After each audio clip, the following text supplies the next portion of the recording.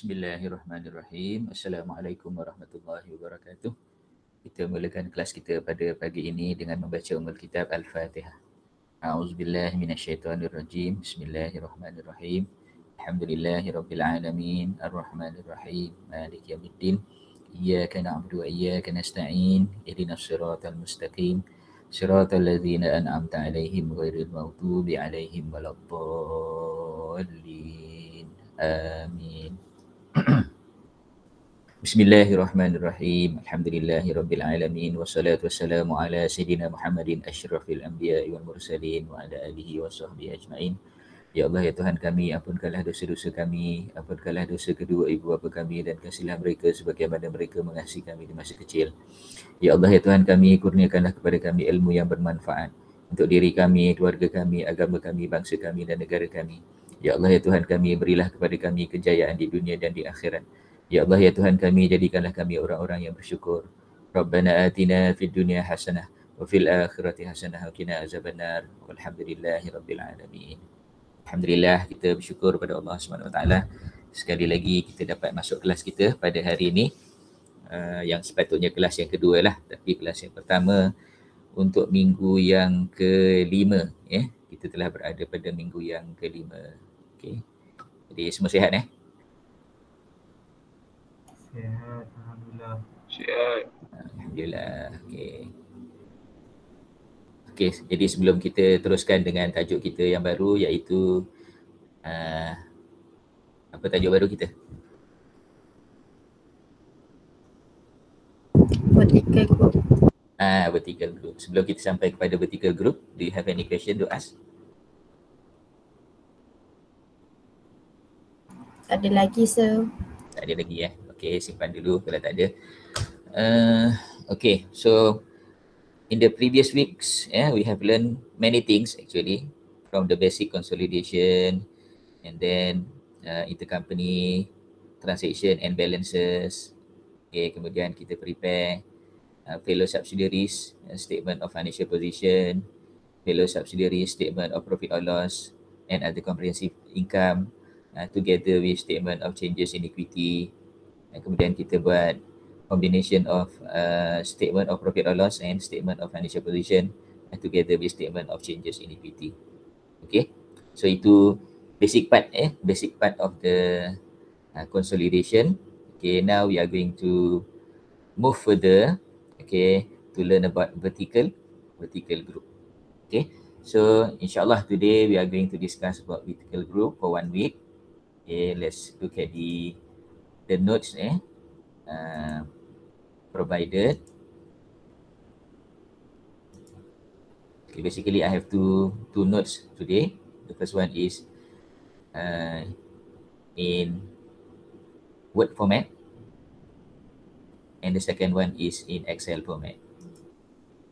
Okay, so I hope you can see this Word file Okay, vertical group. Okay, kat sini 2 pages saja. Kita nak tengok what is vertical group. Sebenarnya banyak page tapi saya ambil 2 page saja sebab sambungannya kita akan gunakan yang Excel lah. Sebenarnya kat sini pun ada banyak muka surat Okay, vertical group. So let's look at what is a vertical group. A vertical group arises when a subsidiary of the parent entity holds shares in a further entity such that control is achieved. Dia arise when a subsidiary of the parent. Subsidiary of the parent. Okay, we have parent, we have subsidiary. So the story is about the subsidiary of the parent, this one. And the subsidiary of the parent holds shares in a further entity such that control is achieved. So control further in another entity. So S1, okay, control S2 by acquiring 80% ordinary shares in S2. Or situation 2, H acquires 70% shares in S1 and S1 acquires 60% shares in S2. The parent entity therefore controls both the subsidiary entity. Yeah, the parent entity therefore controls both the subsidiary entity. So both entity S1 and S2 are the subsidiaries of H. Yeah, both are subsidiaries of H. Jadi maknanya kedua-duanya adalah subsidiary kepada H. Alright. So who is the parent? The parent is H. Who are the subsidiaries? The subsidiary are S1 and S2. In turn, its subsidiary often referred to as a sub-subsidiary entity. Jadi yang kedua ni, walaupun nama dia subsidiary juga, tetapi normally it is known as sub-subsidiary. SS. So this one is H, this one is S, this one is SS. Ataupun kita letakkan sini H, sini S1, sini S2.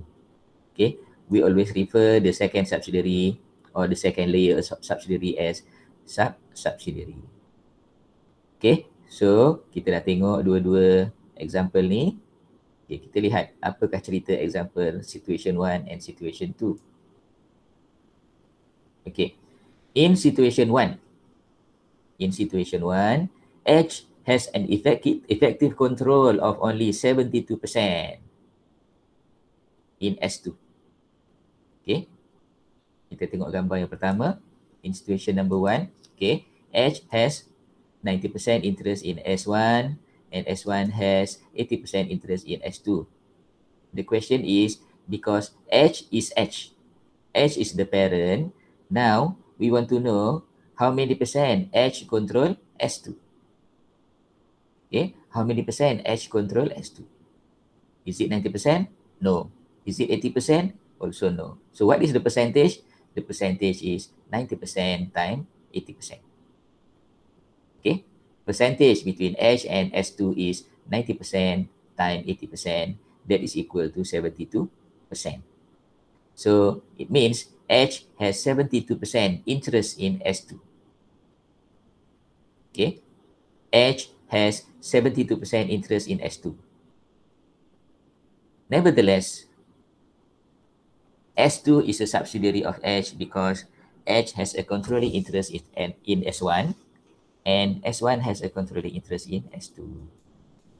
As H has an effective interest in S2, saya ulang balik, as H has an effective interest in S2 of 72%, it follows that the non-controlling interest in S2 is 28%. This can be analyzed as follows. Okay, jadi sekarang ni, kita ada H, between H and S1, it is 90%. So kat sini simple lah, dia punya control 90%, NCI is 10%. Okay, tetapi yang kat sini ni, between H and S2. Between H and S2. So how many percent is the non-controlling interest? Jadi bila kita kata dia punya controlling interest is 72%, the non-controlling interest is 28%. And this 28% can be analyzed as follows. Okay, can be analyzed as follows. Okay, number one is direct NCI. Direct NCI ataupun kita panggil owned by outside shareholders in S2. This one is direct. Direct NCI 20%. Macam mana kita kata direct NCI? Sebab sini S1 and S2 is 80%. So 20% is direct. A direct non-controlling interest.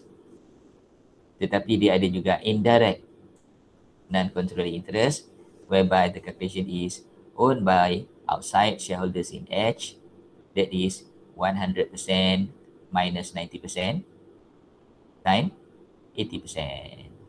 Yeah, 100% minus 90% times 80%. So ada 8% lagi.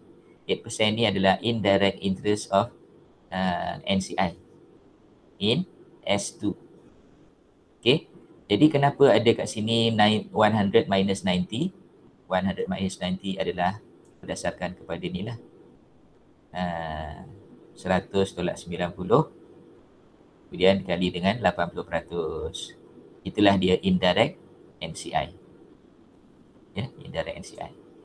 Jadi sama ada kita nak calculate ataupun tak nak calculate, kena calculate juga. Indirect interest adalah 8%. dan direct interest adalah 20% untuk NCI. So, effective NCI in S2 is 28%. Okay, now we look at situation number 2. In situation 2, kita tengok semula, between H and S1 is 70%, between S1 and S2 is 60%. So, in S2, in situation 2, H has an effective interest of just 42%. 42%. Kita kata to control we need 50%, but this one is only 42%. So, can we control by having only 42%? The answer is yes. In this case, yes. Okay. Okay. 42% macam mana kita dapat 70% time 60%. 70% between H and S1 and 60% between S1 and S2. So total dia cuma 42%.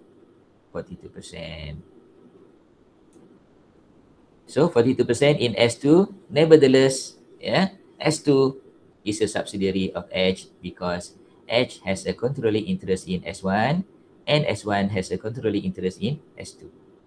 Perkara pokoknya adalah H has interest, controlling interest in S1 because H is the parent of S1. At the same time, S1 is the parent of S2. So indirectly, H has control in S2 even though the effective interest is only 42%. As H has an effective interest in S2 of 42%, it follows that the non-controlling interest is in S2 is 58%. Okay, jadi NCI 58%. Boleh tak? Boleh. For indirect interest, yes. Yeah, for indirect interest, yes. Because the direct NCI is only 40%. Direct NCI is only 40%. And the indirect NCI is 18%. Itu menjadi 58%. Kalau ikutkan dia cuma 40% sahaja. Yeah. So owned directly by outside shareholders in S2, 40%. And owned by outside shareholders in H. That is 100% minus 70% equal to 30% times 60%. 30 times 60 equal to 18%. So altogether, the effective NCI in S2 is 58%. So nampak janggal lah nampak janggal. H ada 42%, NCI ada 58%. But this is correct. This is the correct way of calculating the control as well as the non-controlling interest. Okay. Ada apa-apa soalan di sini? Ada yang pening-pening lalat ke? Ada. Tiada.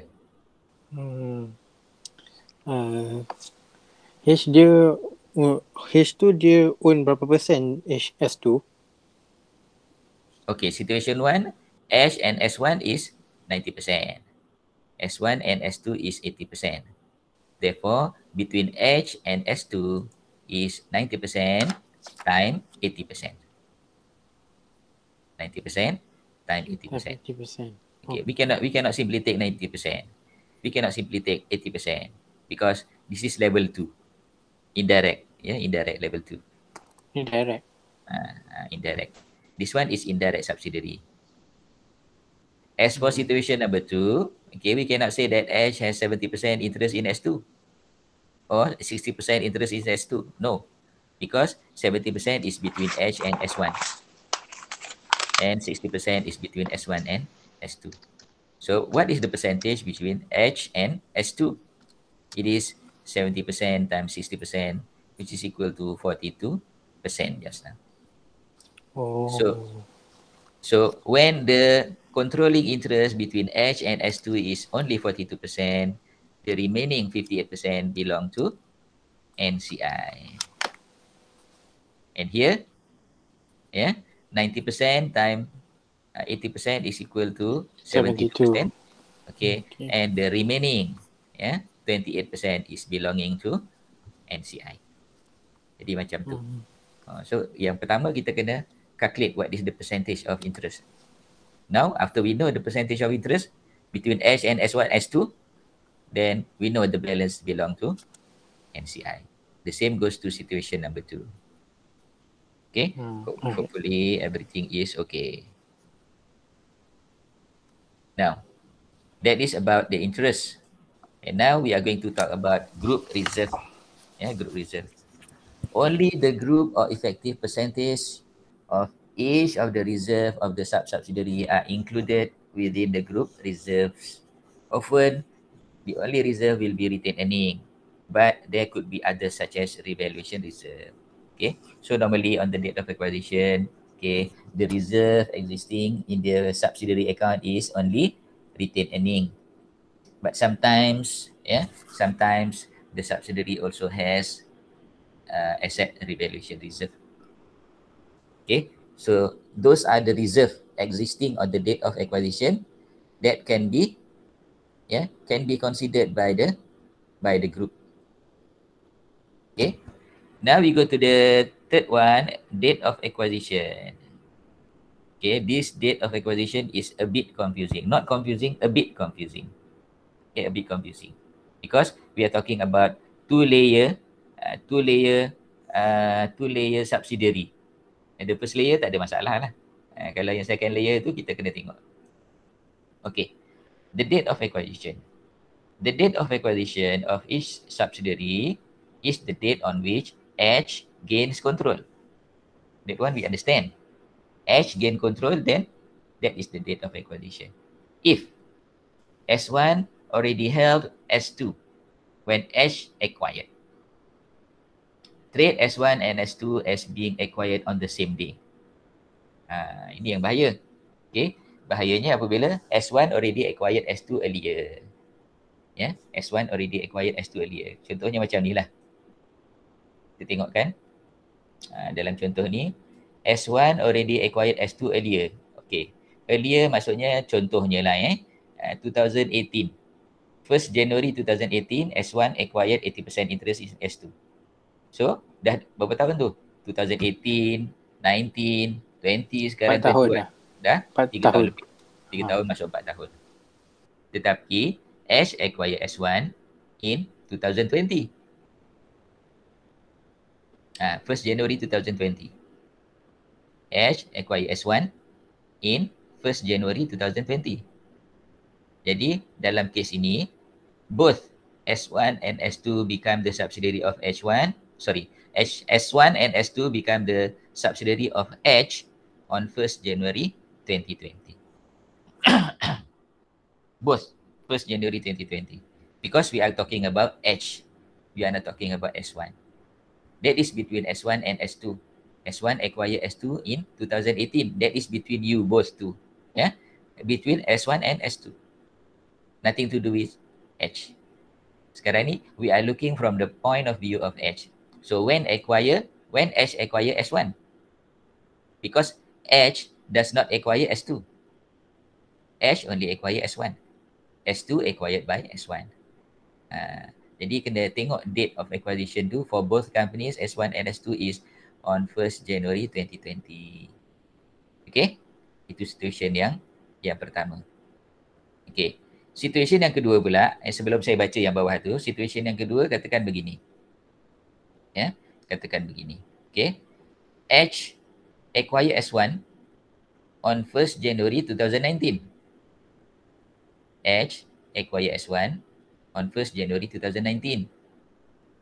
S1 pula acquire S2 on 1st January 2020. Okay, jadi S become subsidiary of H on 1st January 2019. Whereas S2 become the subsidiary of H on 1st January 2020. Dia tak sama dengan kes yang pertama tadi. Sebab apa? Sebab H acquire S earlier. Then S1 acquire S2. So kita follow lah dia punya date. This one is 1st January 2019. This one is 1st January 2020. Tapi kalau sama tarikh, H acquire S1 1st January 2019. S1 acquire S2 1st January 2019. Jadi acquisition date for S1 and S2 is the same. 1st January 2019. Okay, so dengan melihat kepada diagram ni, situation 1 ni, ataupun situation 2 pun sama jugalah cerita dia. Dia cuma percentage saja yang berbeza. Okay, so kita tengok the story kat bawah ni. penjelasan dia. So penjelasan dia sebagaimana yang saya cerita tadilah Okay. Consider the following situation to determine when the subsidiary company S2 becomes member of H group. Okay. H acquired control of S1 on 1st January 2004. S1 subsequently acquired control of another entity S2 on 1st July 2006. Ini macam cerita yang kedua lah yang saya cerita tadi. Cerita dia tarikh lain-lain. Maknanya S1 becomes subsidiary of H on 1st January 2004. And S2 become the subsidiary of H on 1st July 2006. Follow. Yang itu dia follow actual date. In this situation, S2 does not come under the control of H until S1 acquire shares in S2, that is on 1st July 2006. Second situation, H acquired control of S1 on 1st July 2006. S1 had already acquired control of another entity S2 on 1st January 2004. Balik cerita dia. Both S1 and S2 become subsidiary of H on 1st July 2006 when H acquires shares in S1 on 1st July 2006. Okay, so itulah introduction yang penting yang kita kena faham. Yang lain-lain tu kita akan tengok dekat Excel lah. So yang ni simpan elok-elok. Nanti bila kita belajar tentang mixed group, kita akan tengok lagi word file ni. Okay, so simpan dulu yang ni. Then we go to to learn lesson from Excel. From Excel. Okay, jadi dalam Excel tu ada dua example lah. The first example is example 2 from the book. Okay, for those who have the book, you can refer to book, your book in page 548. Okay, this is a vertical group. Okay, jadi siapa yang ada tu boleh buka lah, tapi telah diringkaskan, telah diringkaskan dalam Excel ni. Okay, so it is actually based on example 1, example 2, tapi based on example 1 soalan dia 548.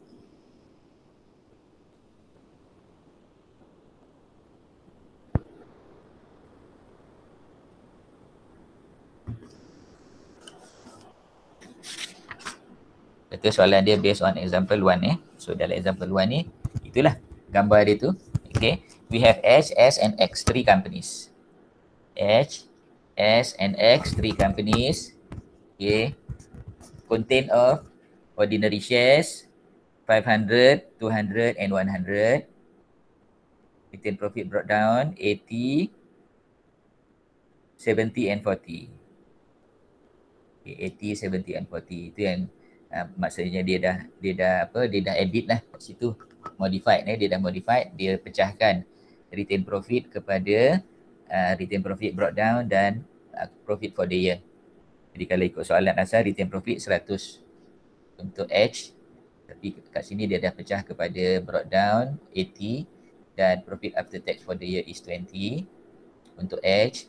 Untuk S 70-10 yang asal 80. Kemudian untuk X 40-20 yang asal 60. Okey. Kemudian bawah sikit kita ada investment in subsidiary. So kita ada investment in S Investment in S 180, investment in X 100. So investment in X is done by S. Jadi X ni bukanlah direct subsidiary kepada H, tetapi dia adalah direct subsidiary kepada S. So X ni adalah indirect subsidiary to H. Kemudian kita ada sundry asset 420, 180 and 160. Okay, tak habis lagi. Dan kita ada disediakan di bawah ni statement of profit or loss. Okay, so statement of profit or loss ni adalah statement of profit or loss yang direka. Tak ada dalam soalan tu, direka. Untuk nak bagi kita faham, bagi kita senang faham, direka lah dia punya statement of profit or loss, tapi tidak bersalahan dengan apa yang ada dalam buku tu. Okay, so we start with revenue of the parent 260, S 150, X 200. and then expenses, H 180, S 110, X 140, you get profit before tax, 80, 40 and 60, and then taxes 60, 30 and 40, dan last kali profit for the year 20, 10 and 20 sama dengan atas ni, 20, 10 dan 20. So itu soalan ni. So apakah, what are the facts about the question? Fakta dia. Okay. Fakta dia adalah on 1st January 2000X3, on 1st January 2000X3, H acquire 75% interest in ordinary share of S. Okay, 75% interest. And the consideration transferred is 180. Okay, 180. And on the date of acquisition, the retained profit is 20. Yeah, the retained profit is 20. Okay, that is between H and S. Very clear. H and S 75%. So when H acquires 75%, NCI is 25%. That is a direct interest in S. Okay. Number 2, S acquired 80% ordinary shares in X. 80% ordinary shares in X when on 1st January 2000X8. Yeah, 1st January 2000X8, and the consideration transfer is 100,000. And on the date of acquisition, the retained profit is 40. Okay. The problem now is, okay, we do not want to know what is the percentage between S and X. What we want to know is between H and X. So now we have to convert this percentage, 80% between S and X, to be the percentage between H and X. So how are we going to calculate the percentage between H and X? The percentage is basically 75% times 80%. 75% times 80%, which is equal to 60%. So H has an indirect interest in X of 60%. So if it is 60%, the remaining balance 40% belong to NCI. Jadi, parent 60%, NCI 40% untuk indirect investment in X. Okay, class? Are you following about this calculation? Yes. Yes. Okay, good. Okay.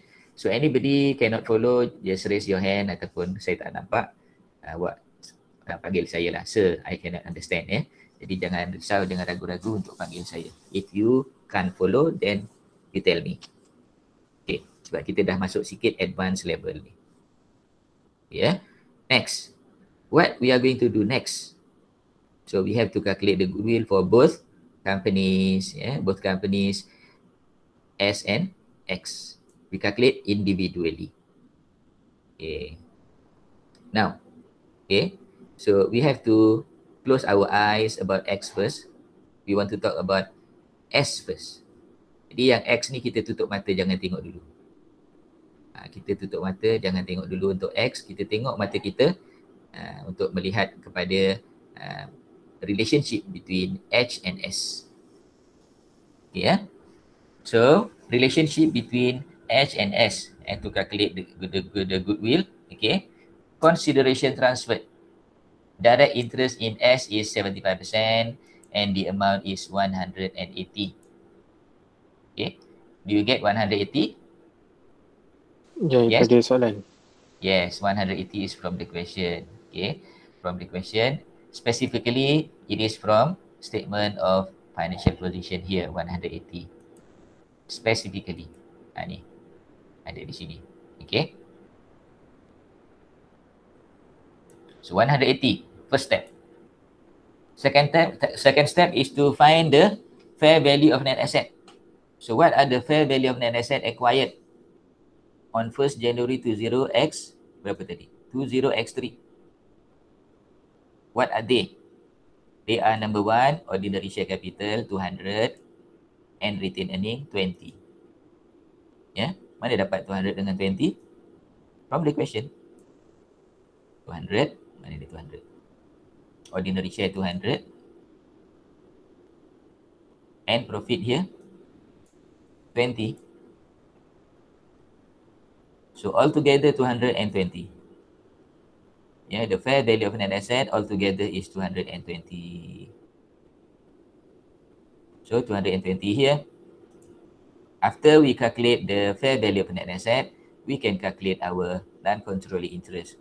So just now we have agreed that the non-controlling interest is 25%.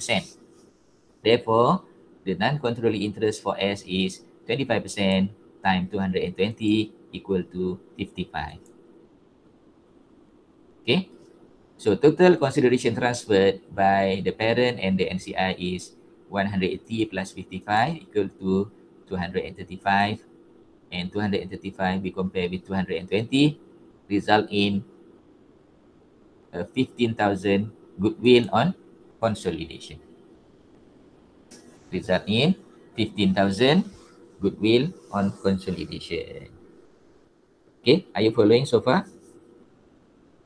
Yes. Yes. Okay, this one is a bit easier because this one is direct interest.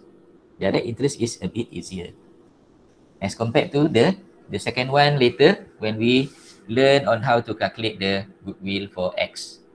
Now, if you are clear about calculation of goodwill of S, now we are going to calculate goodwill for X pula. Okay, whether it is a goodwill or it is a bargain purchase. Now, what is the amount of consideration transferred? The amount of consideration transferred is 100, right? Is 100. So we can put here 100. Okay, this one is direct between S and X, 100. Yeah, 100. However, out of 100 just now, okay, 25%. Yeah, out of 100, 25% is belong to NCI. Yeah, 25% is belong to NCI. That's why we have to minus here 25%. Yeah, we have to minus 25% because this 25% belong to NCI. How do we know it is belong to NCI? Okay, just now we agreed that the parent has 75% control in S. It means the parent control 75% and NCI control 25%. So now, S has invested certain amount in X. So whatever amount invested by X, H has 75% interest and NCI has 25% interest. Jadi, maknanya bila S invest dalam X, 100,000, okay, 25% of 100,000 belong to NCI. Sebab itu kita tolak kat sini. 25,000 is belong to NCI. Ataupun in another way, okay, you can just put 75,000 here. Maknanya siap tolak dah. 100 minus 25. Kita boleh letak kat sini 75. Ataupun kita letakkan 100 minus 25. Okay, so 100 investment made by the subsidiary. Okay, 75% only belong to the parent, 25% belong to the NCI. Sebab tu kita tolak 25% kat sini. Okay, and then what is the value of NCI? We do not know the value of NCI unless we have calculated the fair value of net asset acquired of X. Okay, the fair value of net asset acquired of X is comprising of number one, ordinary share. Ordinary share 100 and retained earning 40. Where do we get this figure? From the question. The question shows that, okay, ordinary share of X is 100 and on the date of acquisition, that is on 1st January 20X8, the value of retained profit is 40. Given here 40 and also given here 40. Retained profit on the date of acquisition 1st January 20x8. That is also the same date as balance brought down date 40. Okay.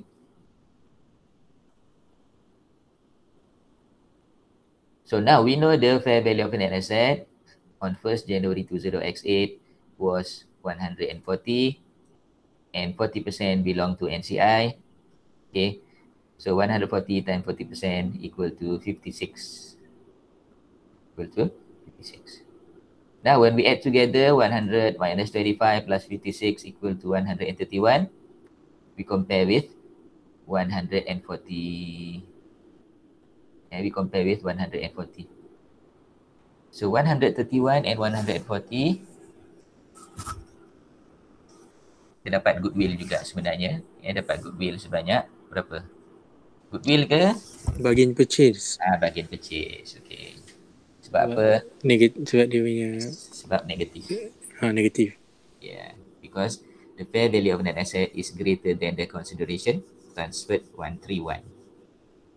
So, luckily we know on how to calculate the goodwill as well as to calculate the bagian purchase in this question. Okay, let us continue. Okay, kita tengok di sini. This is a consolidation journal entry.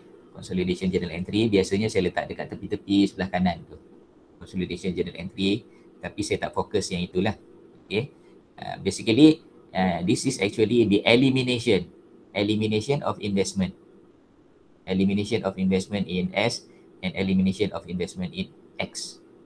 So how do we eliminate investment in S? We debit share capital of S 200. We debit retained earning of S 20. And we debit goodwill 15. We credit investment in S 180. And we credit NCI 55. Okay.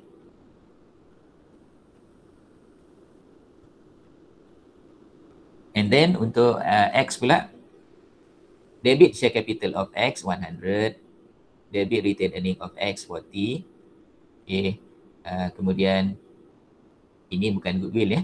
9 ni bukan goodwill, tapi sebab lorong yang sama saya tak sebut goodwill ya. Ini bagian purchase ni. Ini bagian purchase. Kemudian kita credit investment in X 75 dan credit NCI 56. 56 ya. Jadi ini kredit, sebenarnya kredit bagian purchase. Kredit bagian purchase. Okey. Kemudian apa yang berlaku kepada NCI? Apa berlaku kepada NCI of X? Yang berlaku adalah yang ni tadi yang 25 ni. Ni yang berlaku. Apa yang kita nak buat dengan 25 tadi? Kita akan debit NCI 25 dan credit investment in X sebanyak 25. Okay, this is in X, this is in S.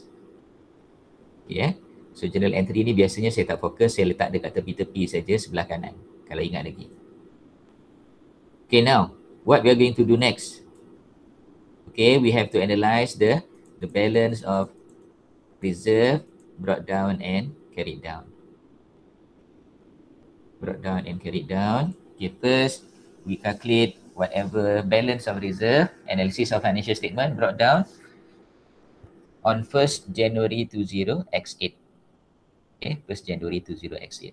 So on the date of acquisition, of S, there is an NCI of 55. NCI of 55. Okay, and then when we want to see the retained profit brought down of S, we know that retained profit brought down of S balance from the question is 70 and retained earning on the date of acquisition is 20. Therefore, the post-acquisition retained profit brought down is 50. Out of 50 left, okay, 75% belong to the group and 25% belong to NCI. So, by doing that, the group retained earning will be credited with 37.5 and NCI will be credited with 12.5 thousand. Okay, and then Second one is the profit of H. The profit of H, retained profit brought down is 80. Okay, and there is no adjustment for that. Okay, 80 will be brought to group retained earning. And now we can total the group retained earning by adding 37.5 and 80. That is equal to 117.5. And NCI is 55 plus 12.5. It is equal to 67.5. That is opening balance or brought down balance of NCI, retained profit of S, and retained profit of H. In particular, we calculate the group retained earning and non-controlling interest brought down. Okay? Is that okay? So yang NCI dia masa dia AOA tu yang 55 tu dari mana sir? This 55 is coming from the calculation of goodwill. Oh, yep. Yes. Di mana? Oh, 25%. Yeah, calculation of goodwill. Alright, sir. Okay.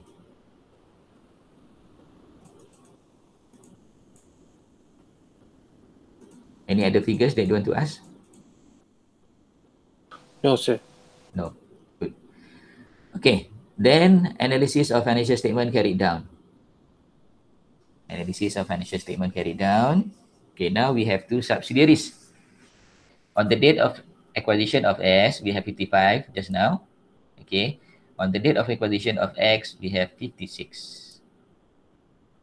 Okay, we have 56. And then 56 is we get from the calculation of goodwill also. When we calculate the goodwill or bargain purchase of X, yeah, here 56. 56, yeah.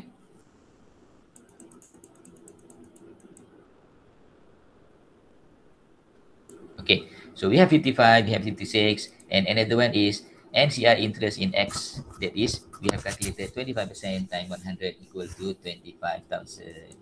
So 25,000 ni pun dalam goodwill calculation tadi, 25. Kita tolak dia. Sebenarnya bukan tolak, tapi dia terpaksa tolak lah. Sebab apa? Because 56 is credit, and 25 is debit. So we cannot add debit and credit. Satu debit, satu kredit, jadi tolak lah. 56 is credit, 25 is debit. Okay, next. We want to know the retained earning carried down of S. Retained earning carried down of S from the question is 80. The total is 80. And then we minus the retained earning on the date of acquisition, 20. And the balance of retained earning carried down is 60. Okay, out of 60, 75% belong to group retained earning and 25% belong to NCI. So 45 goes to GRE and 15 goes to NCI. Okay, for X. X has been acquired on 1st January 20X8 in the current year. Therefore, it has no balance brought down, but it has balance carried down. So retained earning carried down is 60 as per question. And on the date of acquisition is 40 as per question. So the remaining balance of retained earning carried down is how much? 20. Out of 20, 60% goes to group retained earning, which is equal to 12. And how many percent? 40%. 40% goes to NCI, which is equal to 8. And lastly, okay, we have retained earning brought down and carried down of H.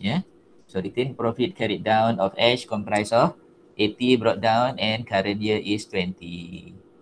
And also we have to add the bargain purchase. Bargain purchase is profit for the year. So 80 plus 20 plus 9 equal to 109. So now we can total the group retained earning and NCI. Group retained earning 45 plus 12 plus 109. It is equal to 166, whereas the NCI is 55 plus 56 minus 25 plus 15 plus 8 equal to 109. Okay, equal equal to 109. Jadi kebetulan 109 ni ada dua angka lah kat sini. Ni sama. Tapi sebenarnya dia angka lain. 109 ni adalah total. 109 yang di sini adalah retained profit of the parent. Okay kelas? Boleh ya? So why we add bargain purchase in the return earning? Why we add bargain purchase in the retained earning? Because bargain purchase is actually a gain. A gain during the year. Kan? Oh, okay. Kita acquire pada tahun 20X8. So kita masukkan dalam retained profit of the parent sebanyak 9,000. Okay. Dan kalau kita prepare statement of profit or loss pun kita masuk dalam statement of profit or loss 9,000 ni. Alright. Thank you, sir.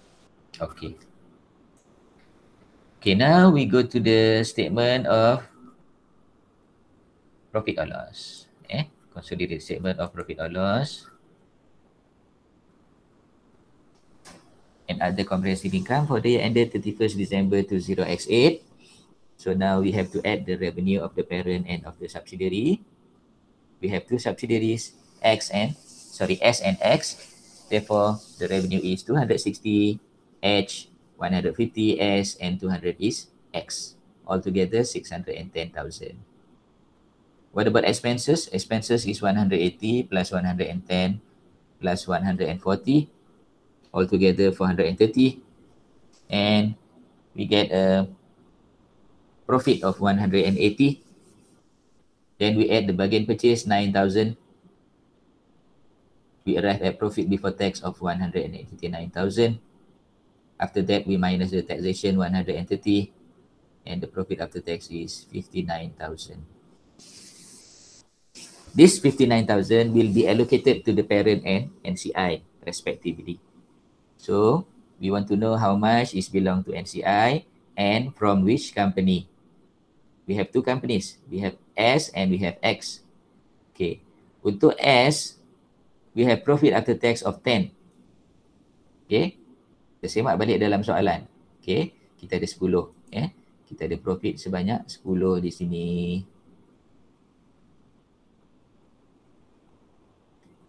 Okay. Kita ada profit sebanyak 10. Out of 10, 25% belong to NCI. Therefore, it is 2,500 ataupun 2,500. Whereas for X profit after tax is 20,000.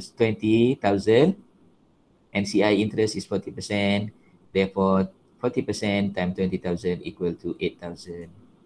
Altogether, profit attributable to NCI is 2.5 plus 8. That is equal to 10.5. So now we know that the NCI is 10.5. The balance is belonging to the parent. That is 48.5. Okay. That is the profit or loss. Then we go to statement of changes in equity. Statement of changes in equity. For the year ended 31st December 20X8. Now, we know already the figure for group retained earning and NCI brought down from the first analysis. From the first analysis just now, the balance of retained profit is 117.5 and the balance of NCI is 67.5. So, kita masukkanlah angka-angka tadi. Group retained earning 117.5, NCI 67.5. And then we include all the movement during the year. The first movement during the year is the acquisition of X. That result in additional 56,000 NCI. Jadi, kita masukkan NCI 56,000 here. Kemudian NCI indirect investment in subsidiary 25. We minus here. Jadi ada tambahan 56 dan ada pengurangan 25. Dan last sekali, kita include profit after tax for the year. So profit after tax for the year is the amount that we have calculated. 48.5 just now here. 48.5 kan, kita dah calculate. So, kita ambil 48.5 masuk dalam ni 48.5.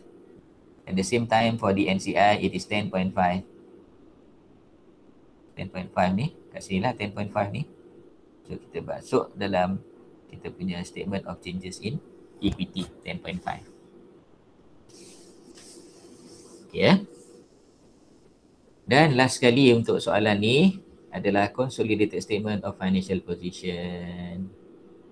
Okay, consolidated statement of financial position kita ada sundry asset of the parent and of the subsidiary ya. Ada dua subsidiary, parent plus subsidiary 760. Kemudian kita ada goodwill sebanyak 15. Habis total kita punya total asset 775 and total equity and liability is ordinary share 500,000. That is the ordinary share of the parent. Ordinary share of the parent. And then retained earning as per calculation in the second analysis. Yang ni 166. Okay, dan yang ketiga adalah non-controlling interest 109. 109 is as per calculation in this analysis of balance carried out. Okay, class? Are you following? Yeah, okay sir. Okay. Yeah. Any question to ask? Any question that you want to ask? Kalau dulu dia tak ada connection. Tak. Tu Farisha dia. Apa dia? Farisha ada soalan. Dia angkat tangan sekejap. Prof. Oh, angkat tangan sekejap. Tak nampak pula angkat tangan. Saya nampak Excel sekejap. Okay, okay. just call me sebab saya tak nampak. Okay. Dekat analysis of financial statement tadi, Yeah. yang working 5, S dengan X ada retain earning carried down kan? Yang tu saya tak jumpa dari mana datang. Okay. 80 Dari mana dengan 60. datangnya? Good question. Okay. Kita tengok mana datangnya. Datangnya daripada soalan juga ya. Okay. Kita tengok daripada soalan ni. Retain profit carry down ya. Ni retain profit carry down untuk tiga-tiga ni. Okay. 80 campur 20 adalah 100. Kan? Brought down plus current year. 80 plus 20 is 100. Okay. Dan itu untuk H. Untuk S pula 70 plus 10. Equal to 80. Untuk X pula 40 plus 20 equal to 60. So itulah dia untuk profit carried down ya. Okay. Kita tengok. Dia kena tambah Prof. Yes. You have to add that one. Because the original question is actually 80. Tapi untuk memudahkan kita, dia pecahkanlah dalam soalan Excel ni. Sebenarnya yang asalnya 80. 80 dan 60. Okay. Ada lagi soalan sama-sama. Sorry, saya tak nampak tadi awak angkat tangan. Saya nampak Excel aja. Ada lagi nak tanya? Okay, saya letakkan saya punya video-video ni dalam YouTube ni. Jadi, bila-bila kadang awak rasa macam tak jumpa cari dekat WhatsApp tu, sebab Google ni dia after 1 month dia punya video akan missing. Google dah kedekut dah sekarang ni. After 1 month video akan missing, sebab tu saya save dalam YouTube. Bukan nak saya suruh tengok YouTube saya, tak ada apa pun dalam YouTube tu. Ada semua video-video kita punya lecture je. Lecture your class, the other class. I have 4 classes, jadi ada video-video kat situ. Then you select lah. So video-video tu kalau kata tak nak tengok yang kelas you, nak tengok kelas lain punya pun boleh juga. Kalau ada lah. Okay. Yang situ pun bukan nak tengok berapa banyak view video tu, tidak. My purpose is so that you can go back to that video and you can you can understand what we discuss. Sebab video-video yang melalui Google ni dia akan hilang dalam tempoh sebulan. Ada yang hilang, ada yang tak hilang. Kadang dia tak hilang tapi tak boleh buka. So itu sebabnya lah saya boleh kata terpaksa lah semasa ni saya buka lah YouTube untuk saya nak masukkan video-video tadi. Kadang bila saya cuba nak buka dalam Google tak boleh buka, tapi boleh download.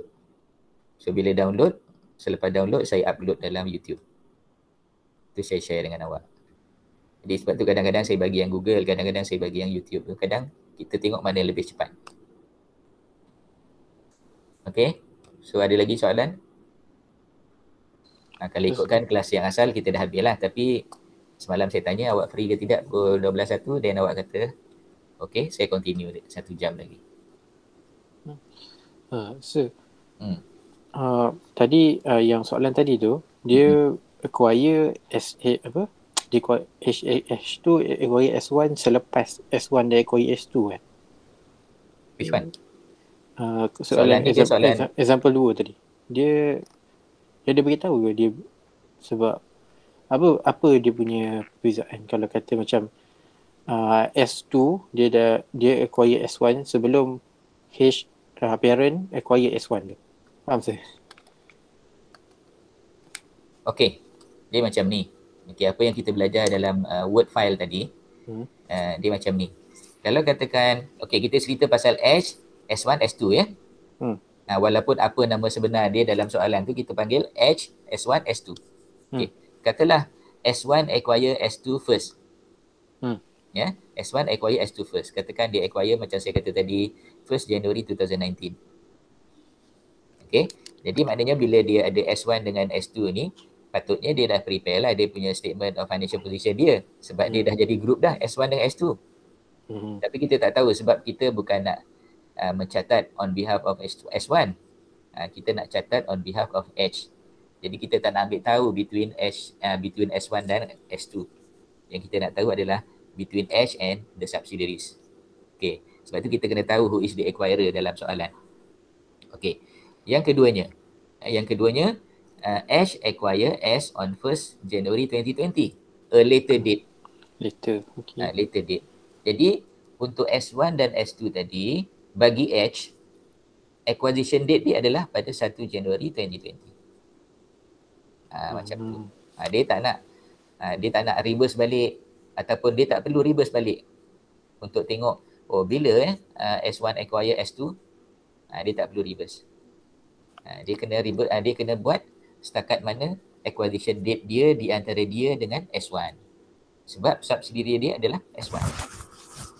S2 tu adalah indirect subsidiary. Jadi ambil value pada tarikh dia beli S1. Yes. Okay. That is a good suggestion of question. Betul.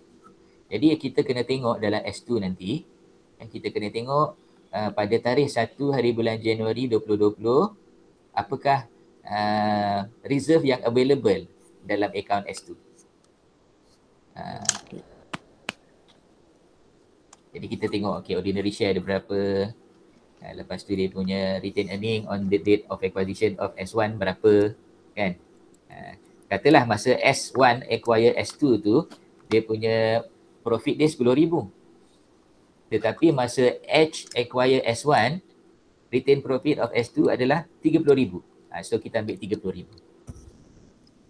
Sebab yang penting bagi kita adalah date of acquisition of S1. Okay. Ada lagi soalan? Tak ada. Yang lain? Tak ada? Tak ada sekat ni. Okay, so bila awak tanya soalan ni saya pun tak ngantuk. Kalau saya baca je, saya cakap seorang-seorang saya pun ngantuk juga pukul 12 ni. Okay, jadi okay. Kalau awak rasa saya tertidur, awak bagi tahulah. Okay. Awak nampak ya? Okay. So kita pergi pada example yang kedua iaitu example 4. So example 4 ni adalah vertical SOPL. Jadi soalan ni adalah soalan SOPL. Ya. Vertical SOPL ya.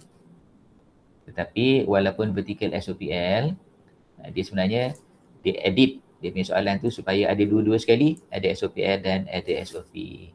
So kalau ikutkan dia berdasarkan pada example 4 in page 560 ya. So siapa ada buku bolehlah tengok buku 560. Tapi dia dah summarize lah kat sini. 560. Ada ke yang dah dapat buku? Ada yang beli buku? Ada, saya beli. Ada beli. Berapa ringgit dah sekarang ni? Allah, saya beli second hand ada. Second hand berapa? Allah, saya tak ingat saya beli berapa. Lebih 50 juga itu. Lebih 50? Harga member. Ada yang beli baru? Saya beli baru. Berapa? 68. 68. Okey, biasa 65 hingga 68 dah harga dia. Tapi don't worry ya, buku ni awak boleh guna sampai bila-bila. Sampai bila-bila, bila awak kerja nanti awak buat consolidated account, pakai buku ni dah. Rujuk balik buku ni ya. Okey. So ikutkan example 4 ni. Example 4 ni kalau ikut dalam buku ni soalan dia adalah soalan SOPL lah, betul? Ya, SOPL. Tetapi dalam example kita ni dia dah modify, ada sekali dia punya statement of financial position. Jadi orang yang createkan soalan ni, saya ucap terima kasih banyak-banyak lah sebab dia memang dia memang sediakan ni. Ni daripada Shah Alam sebenarnya nota ni. Saya sangat berterima kasih lah sebab nota ni sangat berguna lah untuk kita. Jadi saya akan bagi semua nota-nota ni pada awak lah. Setiap kali kita ada kelas, saya akan bagi nota yang Excel ni kalau ada. Okay, Jadi ada dia punya tu kat sini. Okay, dari segi statement of profit or loss dia samalah macam soalan yang ada dalam ni. Sampai kepada dia punya, okay, kita baca dulu statement of profit or loss. For the year ended 31st December 20x7 ya. Okay, revenue untuk Ash, ada 3 company ya, Ash, S dan X juga. Okay, revenue 9,000, 5,000, 4,000, cost of sale 3,000, 2,000, 1,500, expenses 2,000, 1,800, profit before tax 4,000, 2,000, 1,700, taxation 1,200, 800, 400, and lastly the profit after tax is 2,800, 1,200, and 1,300. And then don't forget about dividend paid. Dividend paid is 800 by H. Okay. Kemudian dalam soalan dalam buku tu, dia tunjukkan retain profit brought forward. Retain profit brought forward. Tapi retain profit brought forward ni dia dah masukkan dalam statement of financial position ni. 5,000, ya, dan 2,000 dan 3,000. 5,000, 2,000 dan 3,000. Okay. Dia dah ada kat sini. Okay, kemudian kita ada ordinary share. Okay, 10,000, 8,000 dan 4,000. Retain profit brought down tadi dan juga profit after tax for the year 1,000, 1,200 and 1,300. Jadi angka ni pastikan sama dengan statement of profit or loss lah. 1,300 sama, 1,200 sama dan 2,800 sama. Okay, sekejap.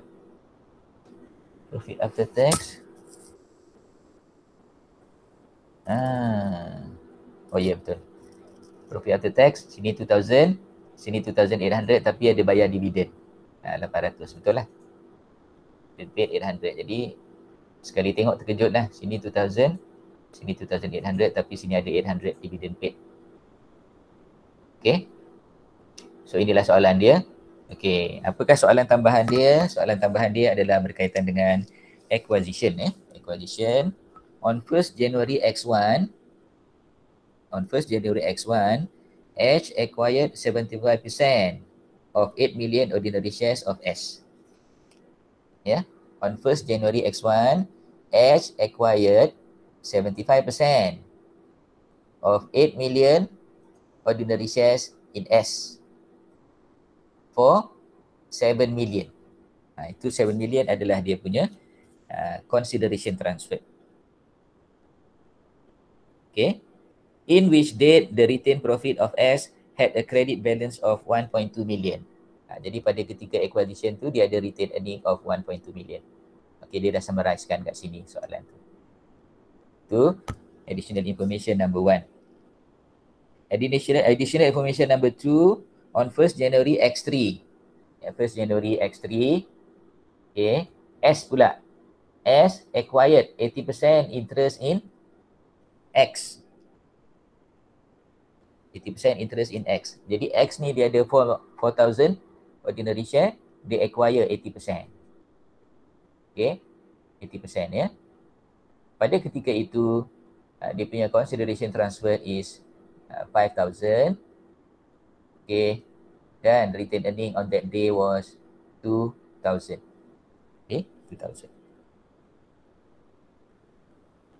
There were no other reserve in X. Okay, kemudian during year X7, during year X7,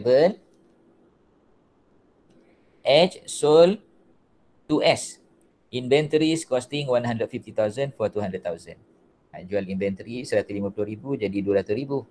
Ada profit sebanyak 50,000 and one half of the inventories remain unsold. X sold goods costing 200,000 for 400,000 to S. Okay, X pula berlebih-lebih pula. Dia jual 200,000 sebagai 400,000. Ambil keuntungan dia 200,000. S, okay, and then one half of this good remain unsold. Jadi maknanya ada dua intercompany sale kat situ. Satu di antara H dengan S. Yang kedua di antara X dengan S. Di antara X dengan S.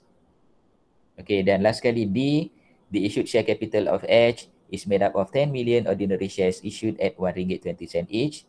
The only reserve of H was retained profit. Okay, retained profit. Jadi ordinary share of H ni, dia bukanlah berharga RM1, dia berharga RM1.20.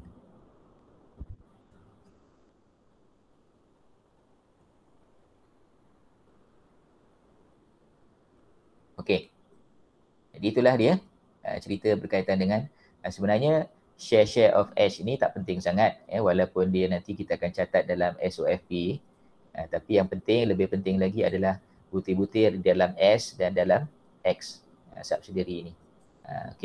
Okay, so kita tak habis lagi, kita baru tengok soalan. Jadi selepas daripada tengok soalan ni, apa yang kita nak buat? Okay, yang pertama, macam biasa kita identify who is the acquirer. Okay, acquirer dalam kes ni adalah H is the acquirer of S the acquirer of X. Okay, the ultimate acquirer is H. Ultimate. Maknanya H ni menguasai kedua-dua S dan X pada tarikh yang berbeza. Iaitu untuk S, dia acquire pada 20X1. Sekejap, tarikh sama ke lain? X1, satu lagi X3 kali soalan dia, X3. X3. Okay, 2 tahun selepas tu. Okay, so apa yang kita perlu buat? Macam biasa kita kena calculate goodwill. Okay. Jadi patutnya goodwill ni saya suruh awak calculate lah supaya kita nampak ataupun kita tahu awak boleh calculate ke tidak. Boleh ke awak tutup sekejap awak punya Excel ni? Tapi awak nampak je kan? Okay, saya tunjuk macam ni. So awak tak nampak lah. Jadi boleh tak awak calculate goodwill untuk kedua-dua company ni? Company X dan company S. Tapi sebelum tu, kita belum calculate lagi kita punya NCI kan? Okay, NCI untuk X ni berapa persen?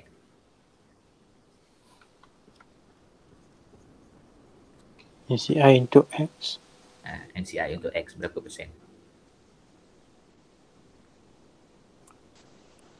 X.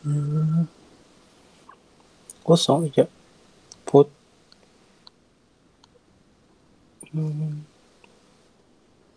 40%.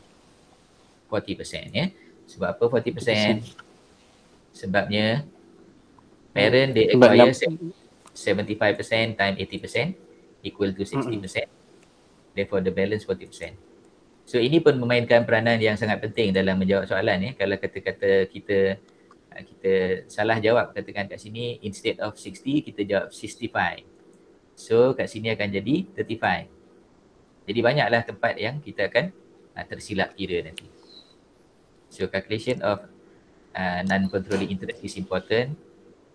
The calculation for controlling interest is also important. So saya ulang baliklah soalan saya nak minta awak calculate goodwill. Saya bagi masa 10 minit lah untuk calculate goodwill untuk dua-dua company ni, H dan S. Boleh? Jawapan dah ada kat saya ni. Tapi Saya nak minta awak calculate juga. So dapat tak jawapan tu? Saya bagi 10 minit daripada sekarang sampai 12.24. Kalau siap cepat, lagi awal lah kita discuss.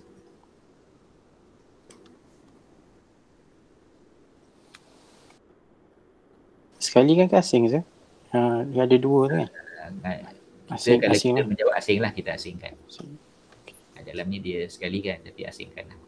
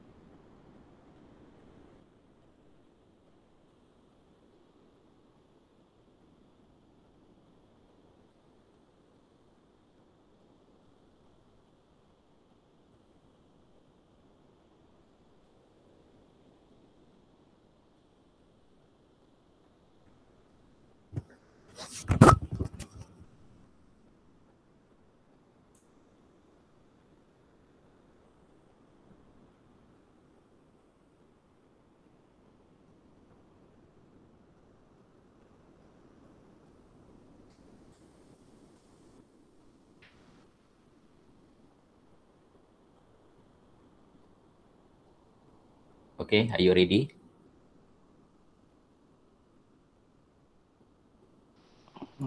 Yeah. Yes. Yes, ready. For both companies. Yeah. Oh, yeah. Okay, good.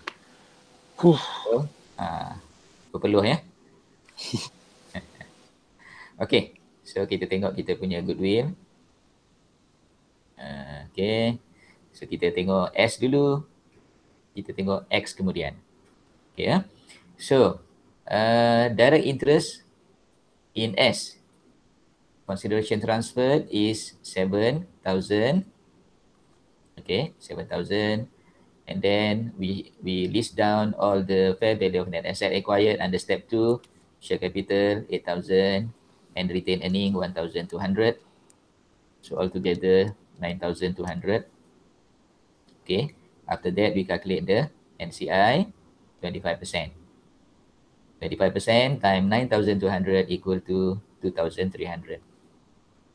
Okay, 7,000 plus 2,300 equal to 9,300. And 9,300 we compare with 9,200 result in a goodwill of 100.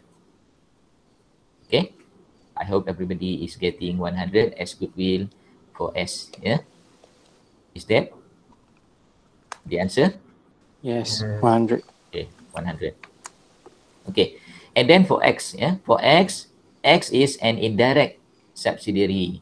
So when we have an indirect subsidiary, the calculation of consideration transferred is a bit different, whereby we can just put here 5,000 consideration transferred, but we have to put below the 5,000 the 25% interest, yeah, of NCI in the indirect investment. Okay, maknanya NCI ada juga portion dia adalah investment sebanyak 5 million. 5 million is investment made by S in X. Okay, out of 5 million, 75% belong to 75% belong to H and 25% belong to NCI. So 25% will be taken out from 5,000 because this one is belong to NCI. So 25% times 5,000 is 1,250. Jadi kalau net dia adalah 3,750. You can simply put 3,750. But you can also put 5,000 and 1,250 here. Okay. Next. Okay. We list down all the fair value of net asset that comprise of share capital of 4,000 and retained earning of 2,000. Okay. All these are given in the question. Okay. Ordinary share 4,000. Okay. Retained earning on the date of acquisition kat sini. Retained earning adalah 2,000. Okay. Jadi kita ada 4,000 and 2,000 equal to 6,000. Okay. And then kita punya NCI is 40%. 40% times 6,000 equal to 2,400. Okay. We add 3,750 and 2,400. It is equal to 6,150. We compare with 6,000 and the result is a goodwill also. Yeah, a goodwill of 150. So we have two goodwill. The first goodwill is for S and the second goodwill is for X. Okay, I hope everybody can calculate the goodwill perfectly. Yeah, okay, good. Next, we go to analysis of financial statement brought down. Okay, for goodwill, do you have any question? No? No. Okay, yeah. Okay. Analysis of financial statement brought down. Okay, we start with NCI on the date of acquisition. Both companies, S and X were acquired more than 1 year ago. Both were acquired more than 1 year ago. It means it was not acquired on 1st January 2007. Kalau dia acquire 1st January 2007, maknanya baru setahun. Kalau setahun tak ada brought down. Tapi kalau more than 1 year, then you will have brought down. Okay. Betul tak? More than 1 year? 2000X1 is more than 1 year. 2000X3 is more than 1 year. So kesemuanya adalah more than 1 year. So kita ada kat sini analysis of financial statement brought down. We start with NCI. So NCI, the first NCI is S. NCI of S on the date of acquisition is 2,300. So where do we get this 2,300? Calculation of goodwill. Yes, from the calculation of goodwill. Good. What about this one? DOA of X is 2,400. Sama juga. Sama juga daripada calculation of goodwill. Okay, kita panggil calculation of goodwill. Sama ada kita dapat goodwill ataupun bagian purchase, itu cerita lain. Tapi it is calculation for goodwill. And thirdly, we have NCI interest in X. Okay, NCI is also having an interest in X. 25% times 5 million equal to 1,250,000. Okay, saya sebut 1250 sajalah. Saya sebut begitu.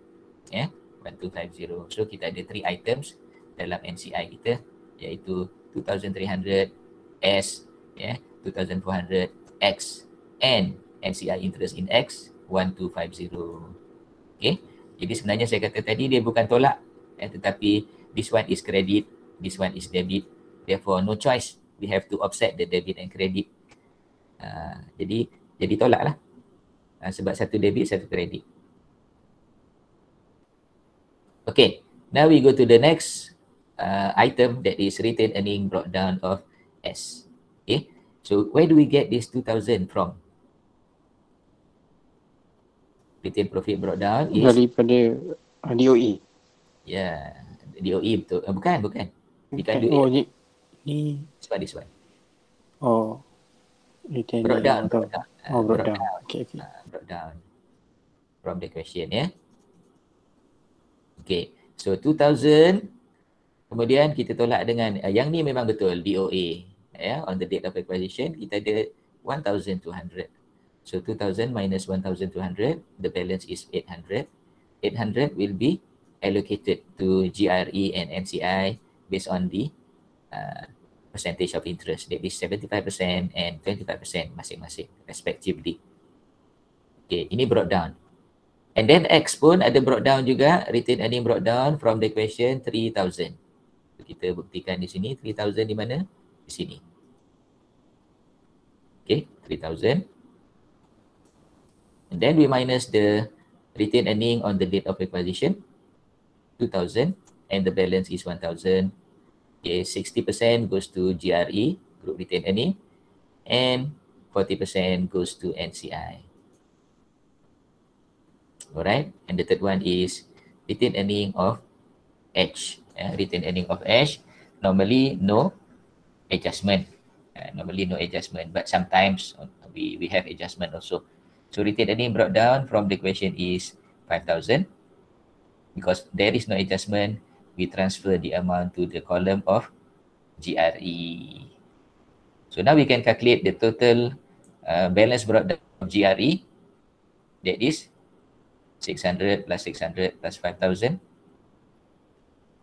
And okay, it is equal to 6,200. 6,200. Sekejap saya akan nak sambung bateri sekejap.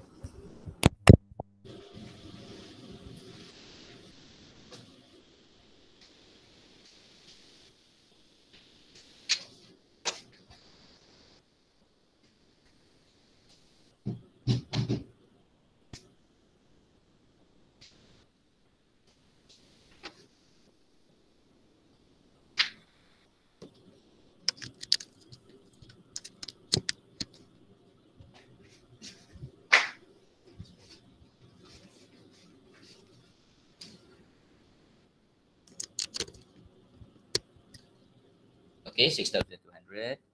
Then NCI, our NCI is 2,300 plus 2,400 minus 1,250 plus 200 from the retained profit brought down of S and 400 from retained profit brought down of X. Okay, altogether 4,050. That is balance brought down.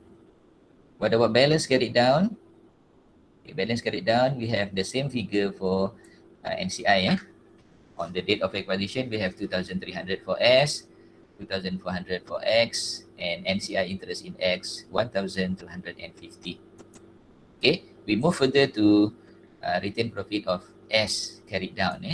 So from the question, okay, we need to add We need to add the amount to find the retained earning carried down, ya.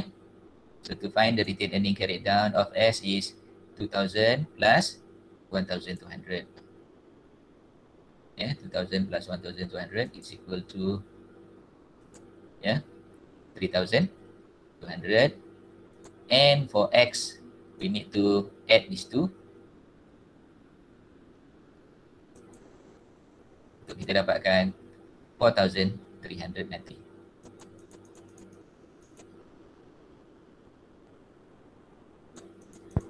Alright, yeah. So 3200 minus retained profit on the date of acquisition 1200. The balance is 2000.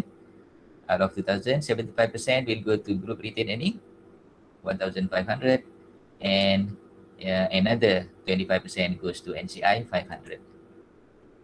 What about X? Just now we have computed X retained earning carried down is 4300, and retained earning on the date of acquisition is 2000. And then there is one unrealized profit on inventory. Yeah, unrealized profit on inventory. It is coming from the sale of inventory by X to S. By X to S, kan? Tadi dia jual sebanyak 400,000 dengan keuntungan 200,000. Okay. Tetapi half of the goods has not been sold by S. Maknanya unrealized profit still ada lagi sebanyak 100 ataupun 100,000. So 4,300 minus 2,000 minus 100 equal to 2,200. Okay, 2,200 times 60% equal to 1,320, and goes to NCI 40%, 880. And the next one is H, retained profit brought down. Actually, we can simply take the retained profit carried down by adding the 5,000 and 2,800. Kita terus masuk saja 7,800 boleh juga. Tak ada masalah. Kalau kita nak masukkan brought down 5,000 ataupun current year 2,800, kita campurkan dua-dua kemudian pun boleh juga. And then there is an URP for inventory. URP for inventory just now. H also dispose inventory to S. Dan dia punya keuntungan tadi sebanyak 50,000. 50,000, tetapi half of the goods already sold. Jadi URP inventory ada 25,000. Okay, ataupun 25 lah kat sini. Okay, and then there is a dividend paid. Dividend paid amounting to 800. So the balance is 6,975. Okay, tak ada item lain, kita campurkan semua sekali 1,500, 1,320 and 6,975. Altogether 9,795. Retained earning brought down. Retained earning carried down. NCI 2,300 plus 2,400 plus 1,250 plus 500 plus 880, altogether 4,830. Okay, habis analysis brought down and carried down. Okay, we go to SOPL. We go to SOPL, and in our SOPL there are many adjustments here. There are many adjustments, especially in our revenue. So the revenue of the group comprise of revenue of H, S, and X, 9,000, 5,000, and 4,000. And don't forget about intercompany sale made by H and made by X, 200 and 400. So the revenue is 17,400. Next, we go to the cost of sale. Cost of sale is combination of cost of sale of H, S, and X, 3,000, 2,000, and 1,500. And then we have to minus the intercompany purchase, 200 and 400. And we have to add back the unrealized profit, 125. So at the end, the cost of sale is 6,025. Okay, 6,025. So kita dapatlah kita punya gross profit kita 11,375. Next is expenses, expenses. So expenses, our expenses, combine the three together, 3,800. Then we arrive at profit before tax, 7,575. And taxation, we just add together the three. Taxation, 2,400. And at the end, we arrive at profit after tax of 5,175. Out of this amount, some are belong to NCI and some are belong to the parent. So we need to calculate the amount belong to NCI before we can arrive at the amount for the parent. Okay.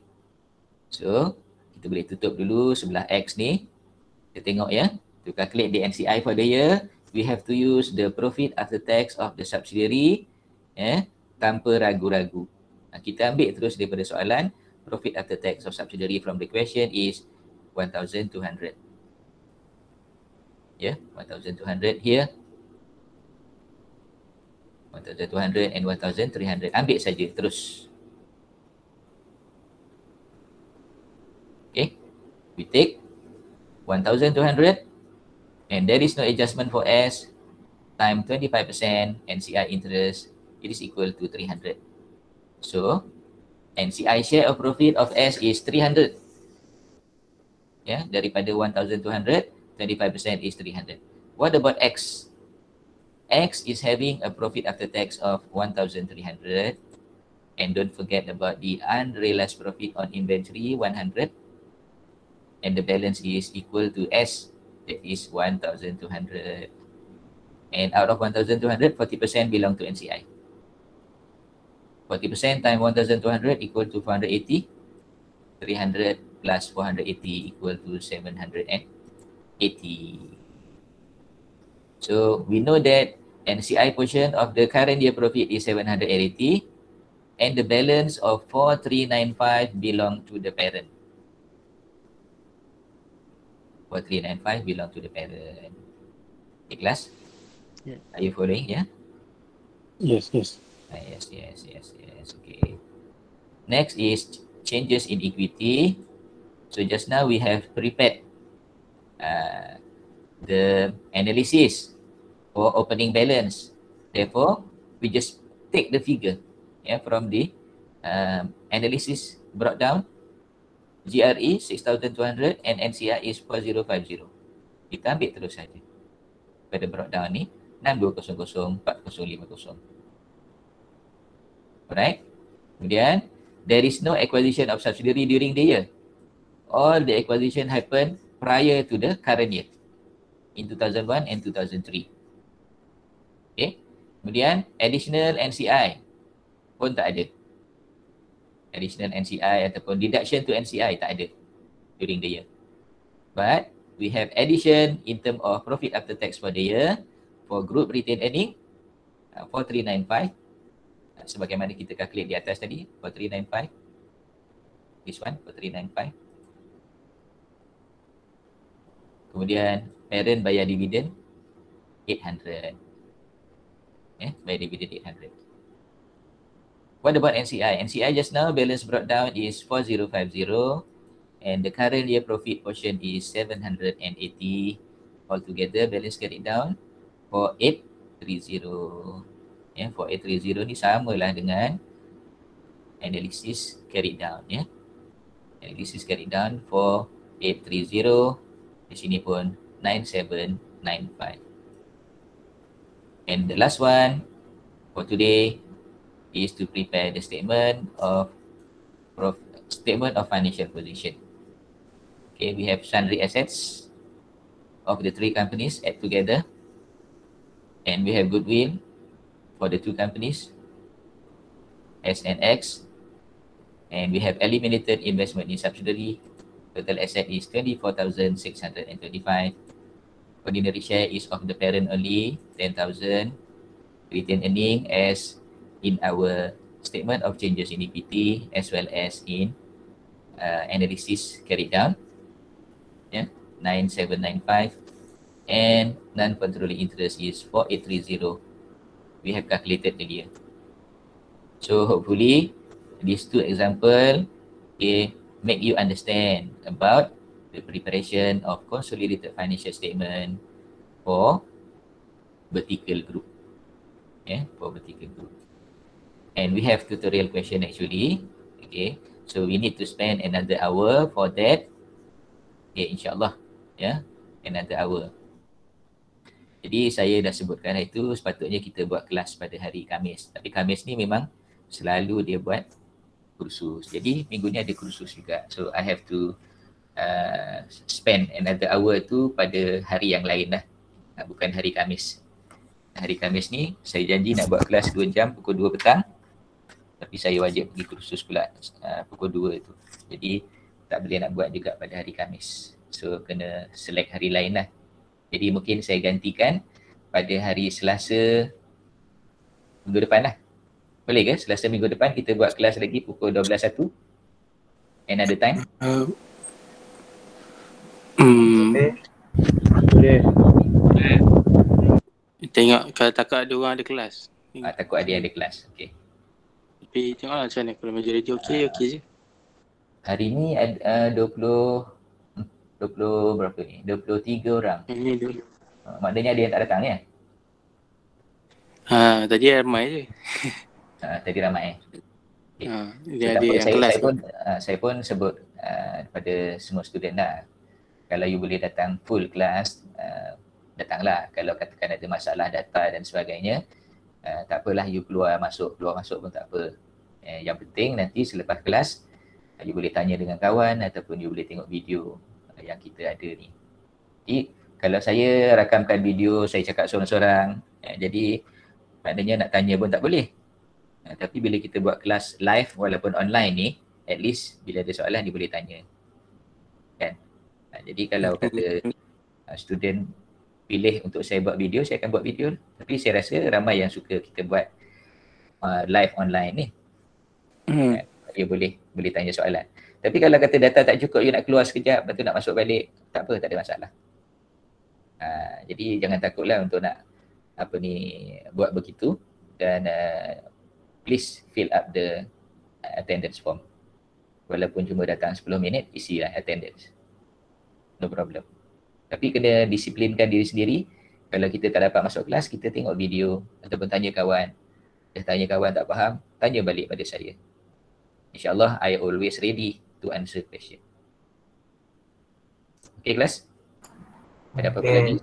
Sebelum kita, ada apa-apa nak tanya ni untuk tajuk ni, vertical ni? Sir, Yes. saya nak tanya yang pasal inventory tu. Kan 100.5, dia jual H jual kat S 100.5 jadi 200,000.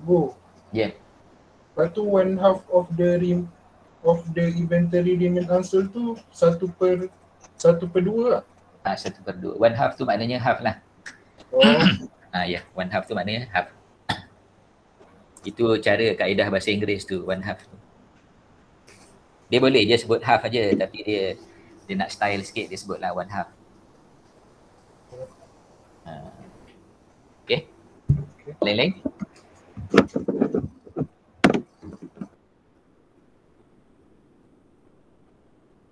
Yang lain-lain faham ya? Iqbal? Saya nak tanya. Okay. Dekat working 5, Working fine. analysis of financial statement carried down tu, Uh-huh. kenapa dekat H dia ada current year profit after tax, dekat S dengan X tak ada? Okay, good question. Saya sebenarnya dah sebut tadi. Saya kata boleh saja kita ambil terus. Return profit carried down 7800. Boleh saja. Boleh saja kita ambil terus 7800, tak ada masalah. Ataupun kita nak letak dua macam ni pun boleh juga. Boleh. Dua-dua boleh. Okay, sir. Okay. Nur Syazwani. Yes, sir. Ada apa-apa soalan? Belum lagi. Belum lagi. Nur Huda ada soalan?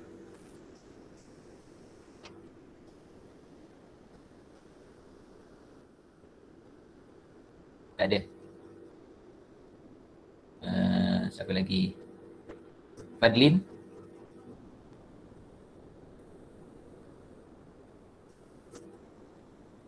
Wan Muhammad Alif?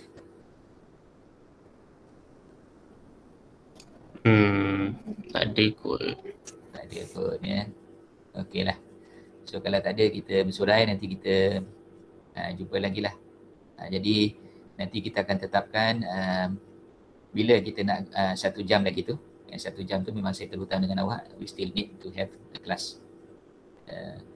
Kalau saya nak buat kelas sampai pukul 2 melampau pula hari ni kan, 3 jam straight. Jadi mungkin awak pun ada masa nak berehat, nak prepare untuk kelas petang pula. Jadi okeylah, saya rasa kita akhirilah kelas kita pada tengah hari ini dengan surah Wal-Asr. Bismillahirrahmanirrahim. Wal asri innal insana lafi khusr illa allazina amanu wa amilus solihat wa tawassaw bil haqq wa tawassaw bis sabr. Assalamualaikum warahmatullahi wabarakatuh. Assalamualaikum. Thank you, sir. Thank you, sir. Terima kasih, Prof. Okay. Thank you, sir. Welcome.